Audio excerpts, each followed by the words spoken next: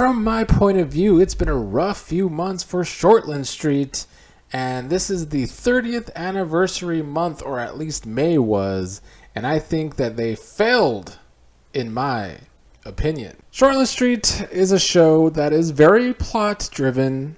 Their stories come and go very quickly, some fall out of thin air, and when that is the case, it can be a problem eventually, because the difference between character-driven and plot-driven is that with the plot-driven stories, if they are failing, you're not going to care because you don't care as much about the characters because it's not character-driven and it's not following, an evolution of a character, characters growing and all that. So with Shortland Street, when they have these kind of manic stories that come and go very quickly, you never know what you're going to get.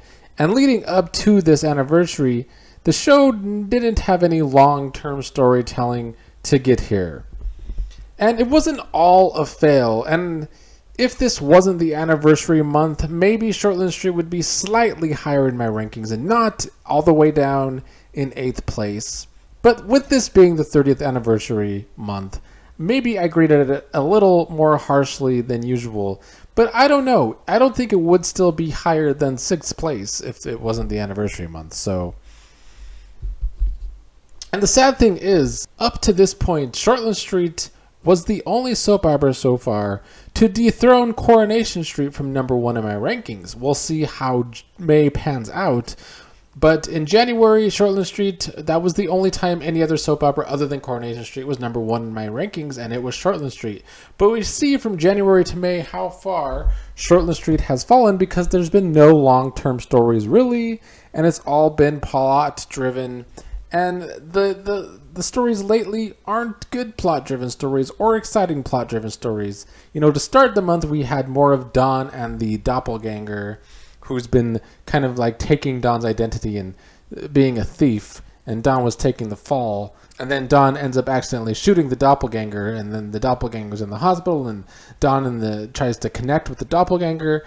It was not a good story. It just was not a good story. And Dawn, these last few months, has been like this kind of bumbling fool who's accidentally shooting people, and it's just been weird. Just been weird, really. Now, I guess the biggest story has been Chris, who's been kind of falling apart at the seams.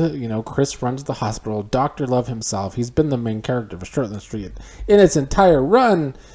And Chris gets himself in trouble as that old video resurfaces of him kind of mocking the Maori people. And I don't know if I'm pronouncing that right because I'm not from New Zealand. But he was mocking the Maori people. And he kind of gets canceled. So they kind of do this cancel culture storyline. And I liked this storyline for the most part. It was the only storyline in the entire month that was kind of interesting to watch. To watch Shortland Street kind of write a canceled story, because that is the current culture of things, with social media. Everybody's always getting canceled for better or for worse, or however you feel about it. And they kind of tried to write this evenly.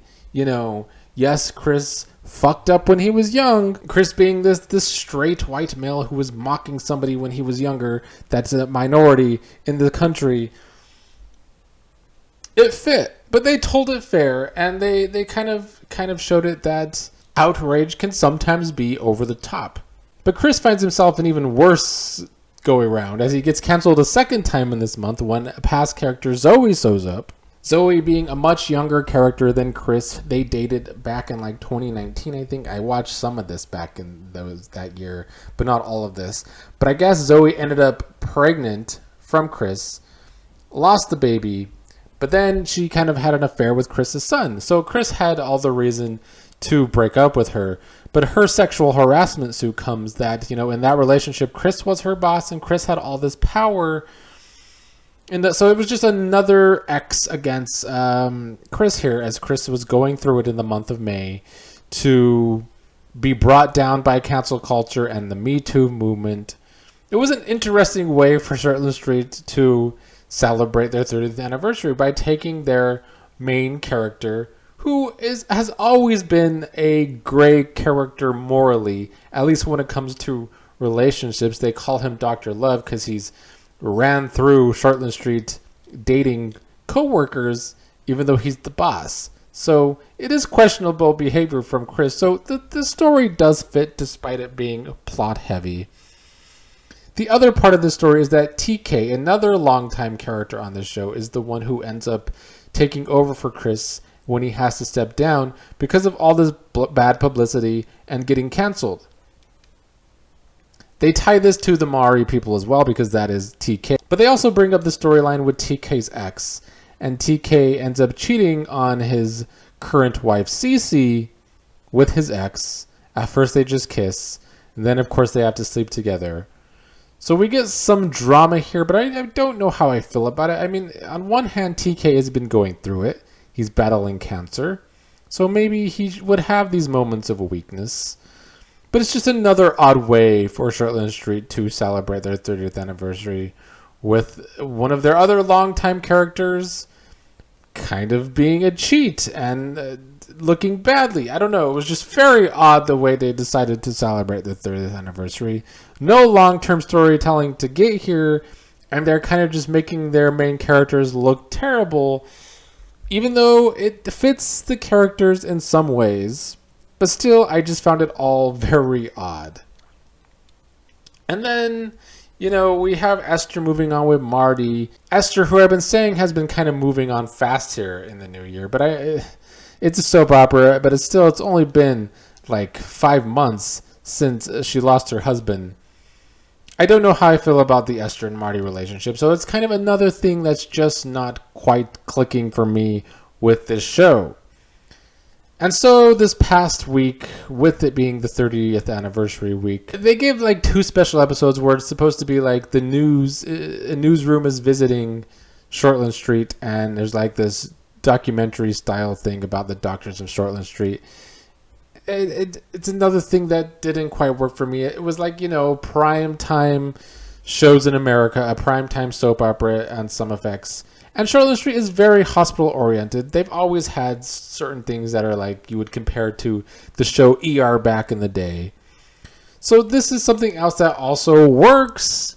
But for me, in my opinion, it didn't blow me away. And I don't think it was like 30th anniversary worthy. Like they made some mentions of past characters and past events, but wasn't my favorite. And then we have to top it all off.